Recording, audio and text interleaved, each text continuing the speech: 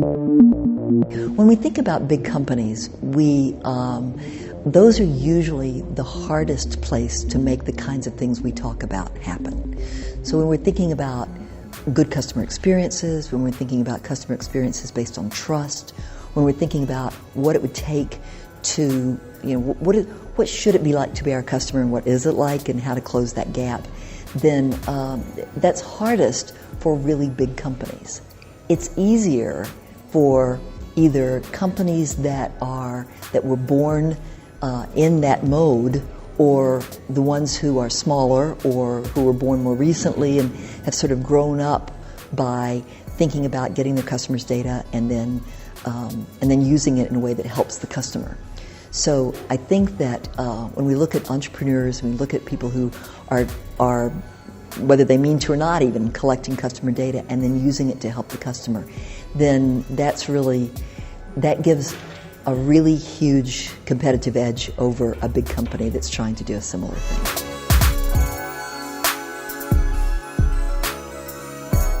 First thing you got to do is find out. So you got to have somebody who is in charge of watching social media and seeing that things happen, because you want to make sure that right away you're on it.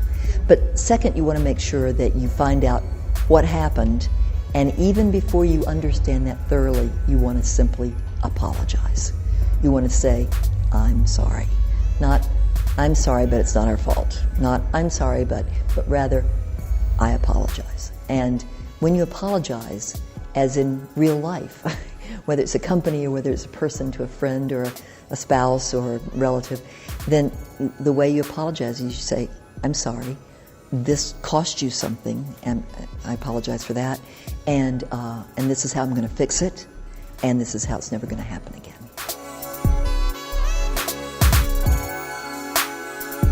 Sales campaigns or loyalty campaigns, I think there's probably another kind of campaign that I'd like to see us invest in. Yes, we need sales campaigns because we have to make that connection.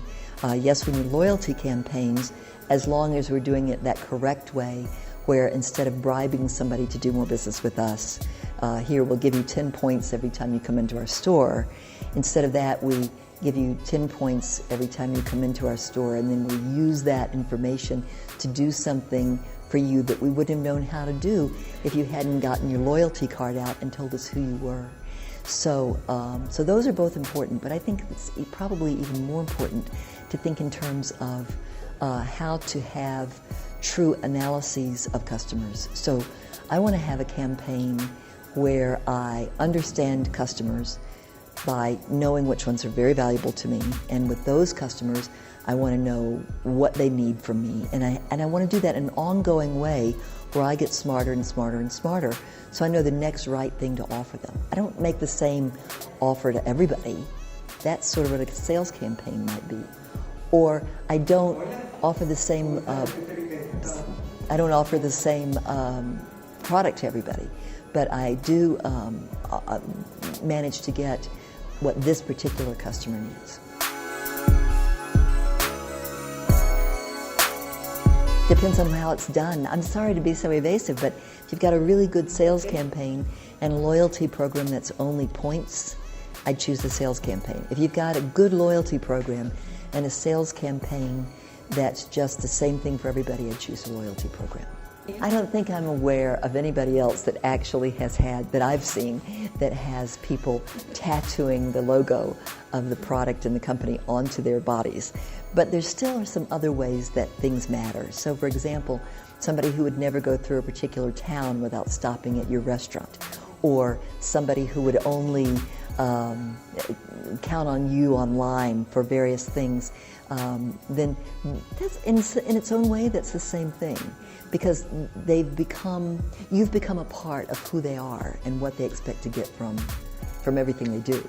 And so that's not quite the same thing as putting your logo on their bodies, but it's pretty close.